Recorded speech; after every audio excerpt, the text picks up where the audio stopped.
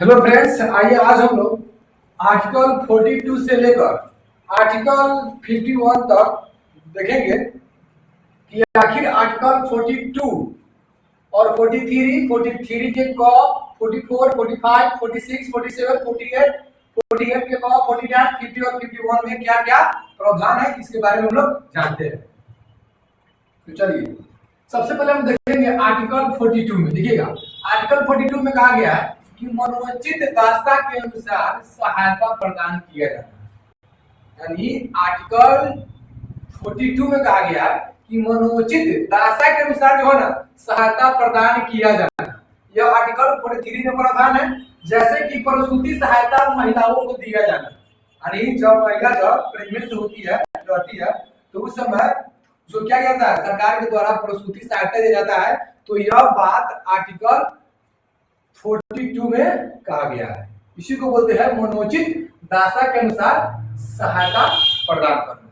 ठीक है, आगे देखिए आर्टिकल 43 में कहा गया है कि निर्वाह योग्य सहायता मजदूरी, निर्वाह योग्य सहायता मजदूरी का जो चर्चा है आर्टिकल 43 में कहा गया है। आगे देखिए आर्टिकल 43 के क में कहा गया है कि उद्योग प्रबंधन में कामगारों की भागीदारी, यानी उद्योग यानी मतलब कि कारखाना में जो मजदूर है उसको क्या करना है, तो उद्योग प्रबंधन में कामगारों की भागीदारी।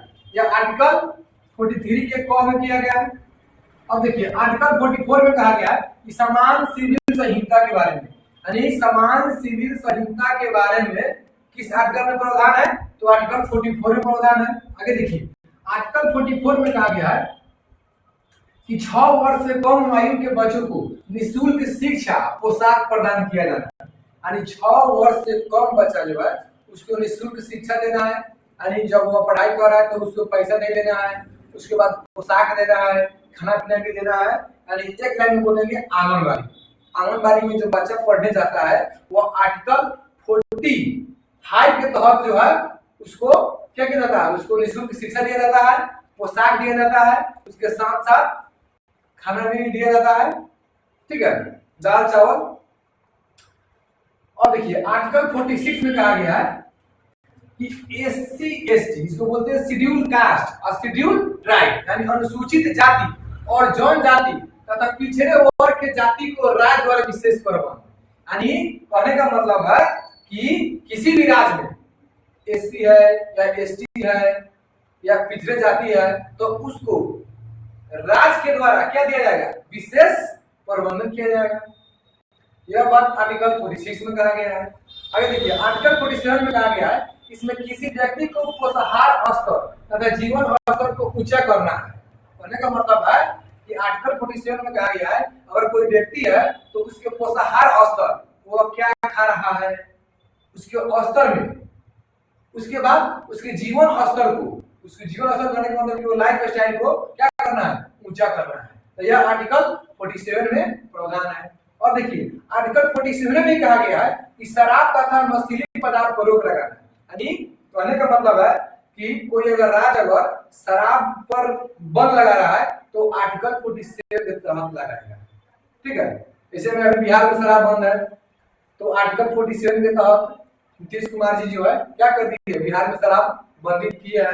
तो शराब तथा नशीली पदार्थ गांजा, शराब, अफीम, ये सब क्या है, नशीली पदार्थ है। तो इस पर रोक लगाना यह आर्टिकल 47 में प्रावधान है। ठीक है, आगे देखिए आर्टिकल 48 में कहा गया है, देखिएगा इसमें कृषि तथा पशुपालन को बढ़ावा देने के लिए राज्य द्वारा सहायता प्रदान करना। देखिएगा यानी कहने का मतलब है कि आर्टिकल 48 में कहा गया है कि कृषि यानी राज्य में जितने भी कृषक है जो खेती करते हैं, जो पशु पालते हैं, तो उसको राज्य सरकार के द्वारा क्या किया जाएगा, सहायता प्रदान किया जाएगा। किस आर्टिकल के तहत, तो आर्टिकल 48 के तहत। ठीक है, आर्टिकल 48 में कहा गया है कि किसी भी दुधारू पशु की हत्या को क्या लगाना है, रोक लगाना है। यानी आर्टिकल 48 में कहा गया है कि आप किसी भी दुधारू जो पशु अगर दूध दे रहा है उसको आप हत्या नहीं कर सकते हैं। यह आर्टिकल 48 में प्रावधान है।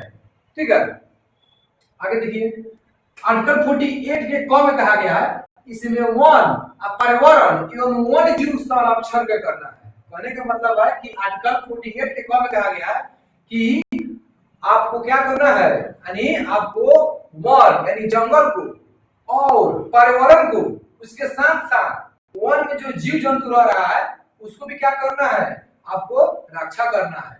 यह आर्टिकल 48 के क में प्रावधान है।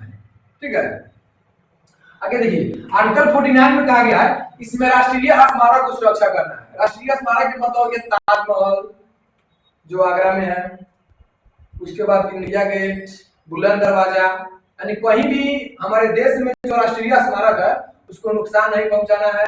ठीक है, यानी उसको क्या करना है, उसको सुरक्षा करना है। तो 49 में क्या प्रावधान है, इसमें राष्ट्रीय स्मारक को सेव करना है, बचाना है।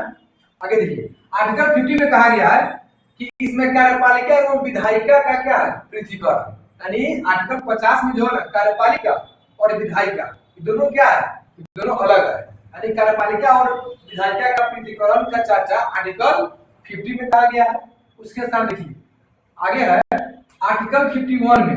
आर्टिकल 51 में कहा गया है कि अंतरराष्ट्रीय शांति के बारे में, कि देश में क्या करना है, यानी अंतरराष्ट्रीय शांति को बनाए रखना है। तो यह प्रावधान आर्टिकल 51 में है। अब देखिए मौलिक कर्तव्य, मौलिक कर्तव्य हम लोग देखे थे कि 51 के क में था। मौलिक कर्तव्य का चर्चा मौलिक